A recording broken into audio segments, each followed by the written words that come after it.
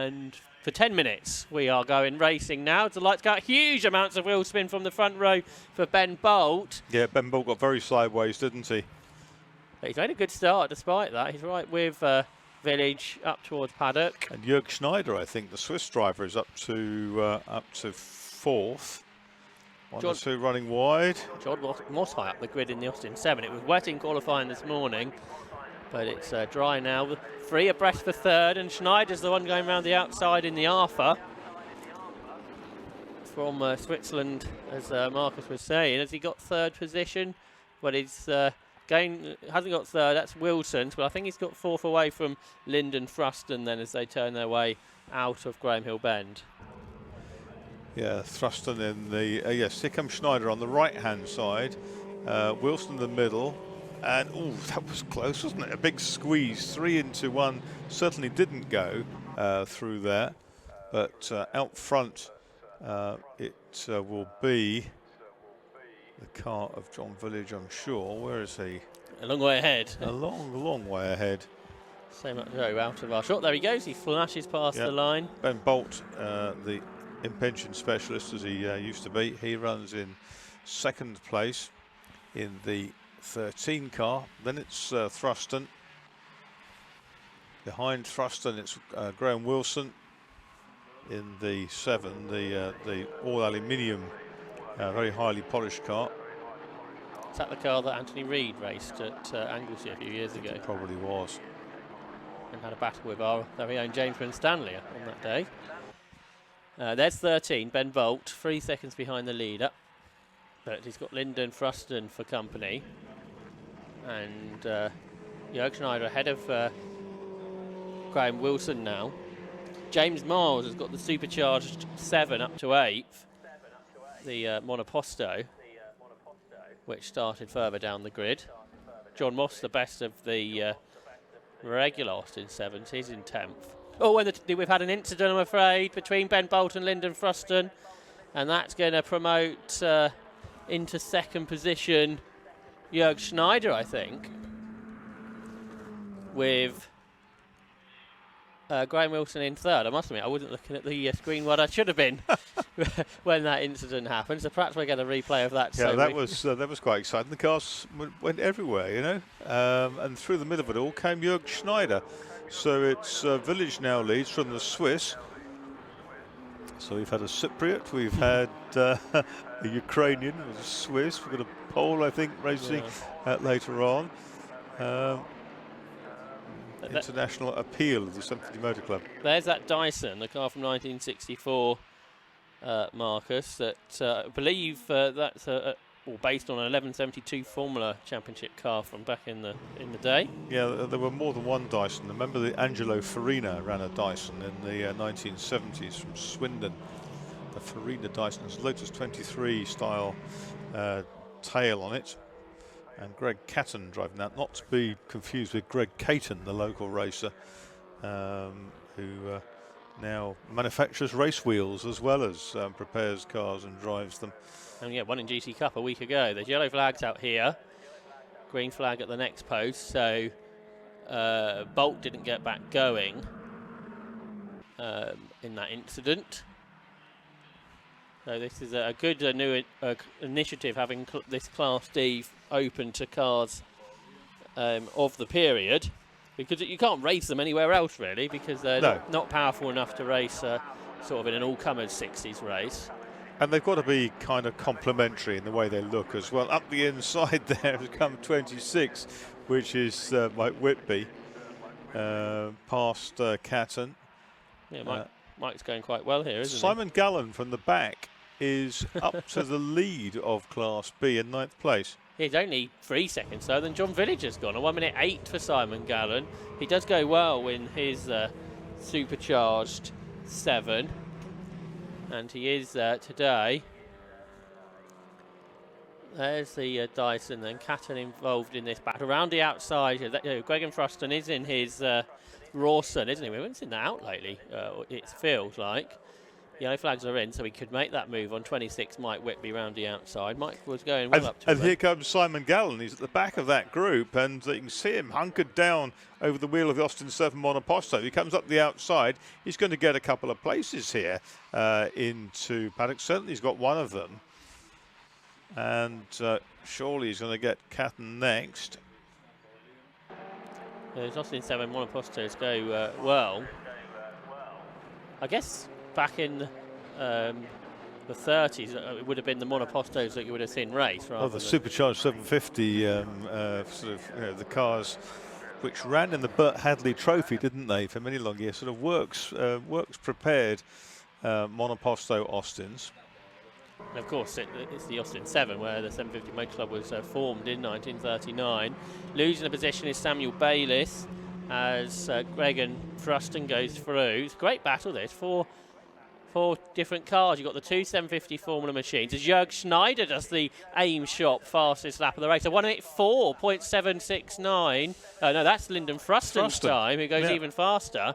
So Schneider did do the fastest lap, but that 4 was from Fruston. He's up to third. Remember, he had that incident. He spun with Ben Bolt and fell down the order, but he's climbed his way back up into third spot. He's got past Graham Wilson on that last lap, and he is lapping a couple of seconds quicker than Schneider on that lap, and 3 seconds quicker than Village. Yeah, Village backed off into the 7s. Thruston is 4 seconds behind the race leader, effectively. 7 there is Wilson. 23 is Thruston. He holds third place. Yeah, just putting a lap on Luigi Bayliss' Centaur, who's running at the rear of the field. We've lost Hugo Pickup from the race, who was leading Class A before, so now 66. Nick Hayward Cook has taken the lead of that class, and we've had a car pull off, I think, at Druids, I'm hearing. Meanwhile, the lead gap's down to 4 seconds between and... Oh, no, 67, and that's Mason off at the side of the track. Yeah, I think he's had an incident, hasn't he? He hasn't pulled off. The car's facing the wrong way, and it's got, I think, a few flames as well. So the red flags are up for the second time, I'm afraid, in historic 750 Formula. A very unusually interrupted race, but much like the races were last year, John Village is the winner. He won both races, all the races last year, bar the ones he didn't attend because he was enjoying himself in the BRDC at the British Grand Prix. But for Paul Mason, the Whippet has expired, I think, in perhaps an incident as well on the exit of the hairpin, where the car's ended up by the tyre wall. It's got all a bit smoky as well, but Paul is out of the car. Cars are being stopped at the start-finish line with the red flags out, and the checker being shown as well, I believe. So that'll be the end of that. Yeah, there were less than 3 minutes to go anyway, so it wasn't going to work. But what a shame, because the Whippet is a very, very attractive car, and that's ended up in a smoky demise. It's unusual to have a couple of red flags in historic 750 Formula. Lots of experienced drivers out there who are here to have a good time. I believe there's a little hospitality area down in the garages for the drivers as well, so they can enjoy some hot drinks and a meal as well. But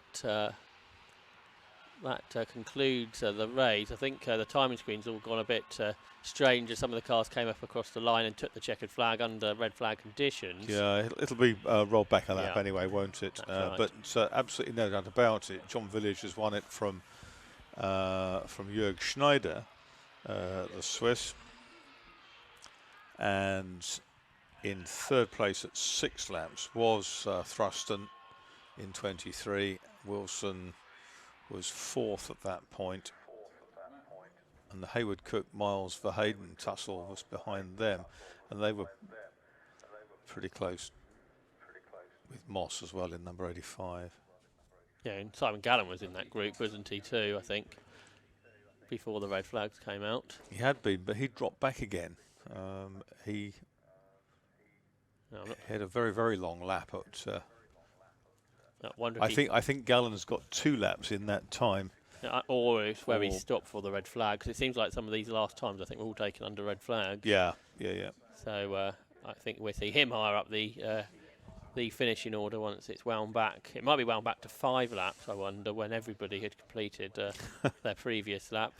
And it has now wound back to 5 laps. So these are the results that we can see on our timing screens in the commentary books now.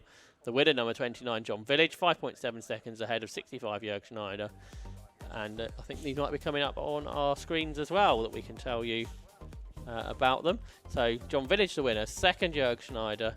There we can see now. Third, Lyndon Fruston. Fourth was Graham Wilson. Fifth was Gregan Fruston. Sixth was Greg Catton. Seventh for Samuel Bayliss. Eighth, Simon Gallen. Ninth, and Gallen won the supercharged class. Ninth, Mike Whitby. The Austin 7 winner was Nick Hayward, Cook in Class A. James Miles was 11th. John Moss 12th. Richard Verheyden 13th. And Peter Marsh completed our first page. Thomas Emden and Tim Mile were on the lead lap. Luigi Bayliss went down a lap. We lost Hugo Pickup, Ben Bolt and Paul Mason as well. And hopefully some of those cars that had issues will be able to come back later. One or two are struggling to get back to the pit lane too, it would seem. Thomas Emden's Austin 7 there on the up at 30s, I think, needs a push. These cars don't really like stopping and starting as many times as they have done over the last 20 minutes, Marcus. So is that the old Mike Peck special? Looks very much like it. Could well be. Car that was developed over many years. Yeah, I think Emden in a different car this year. I've got his information from last year when he had that Sportsman that was very slow, if you remember. That was at the back of the grid that was put together. But yeah, this is more racy, I think, than with the car he had previously. But I think Kieran's been able to stop a few of the people down in the pit lane, so let's see who is found. Quite an eventful race there for the Classics historic racers, and we're going to chat to our winner, which is John Village, the number 29 in the beautiful white car. We'll just quickly jump in with John here.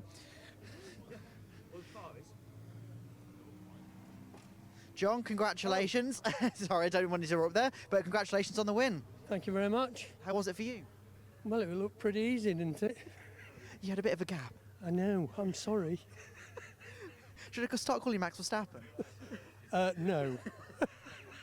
You sure? Because he has a gap as well. Well, he does. But I'm the first JV, and Josh wouldn't accept it. Have you left your son at a petrol station? No. That's the right thing then. So how was the track conditions out there for you? Well, it was dry, actually. So just getting used to it again after 6 months away. Absolutely. Well, congratulations on the win. Thank you very much. Thank you very much. So second place is Jörg Schneider. So Jörg, congratulations on the second place there. How was it out there? Came a bit as a surprise. I didn't expect much. I didn't do anything to the car over the winter, whereas most of my colleagues, they built new engines and stuff, so I had no expectations. But I ended last year with 2 seconds, so very pleased with that. Very short race. Yeah, there's obviously quite an eventful race there. Do you reckon you can take the fight for the win in the second race? Not John. He's unbeatable. There's no chance. But certainly being back on the podium will be all I can achieve. Absolutely. I do all for it. Absolutely. Well, congratulations on the second place. Yeah, thank you very much. And our third place is Lyndon Thruxton. So congratulations on the third. How was it out there for you? Well, it was a bit of an exciting race. Didn't get off the line the first time round. Problems getting a gear and getting the clutch disengaged. Red flag restart, so I was fortunate to start from second again because we had done such a short stint, which was good. And then partway through the race, Ben sort of span on the outside here at Clearways. I thought I might avoid him, but he tagged me for a spin, and I thought, well, that's race over, and somehow I managed to be third. So I don't know how that worked out. How are you finding the conditions out there? Because obviously a few people say now that it's completely dried out, it's completely fine. Are you finding that as well? Yeah, it was good. Yeah. Track was good, car was good, yeah. There's a little bit of an oil, I think, down the main straight. Somebody's dropped some, a little bit slippy down there. But complete contrast to this morning, which was a bit of a nightmare, really. It was really good this afternoon. Yeah. Absolutely. And do you reckon you can take the fight for the win, or maybe a little bit further up for later race? I don't know if any of us can beat John. We'll give it a go. I hope I can beat Jörg maybe. Maybe I'll have his spot next time round. So, well, yeah. So yeah, John's very, very quick. You know, he was a lot quicker in the wet as well. He's got a lot of experience, and and he's got these fancy new tyres, and I haven't got any of them. Drivers' excuses. Hey, mine were 2016, so we'll give it a go. absolutely. Well, congratulations and good luck for the race later on then. Thank you. Cheers. Thank you. We're going to a quick ad break, and then we've got the hot hatches coming up next.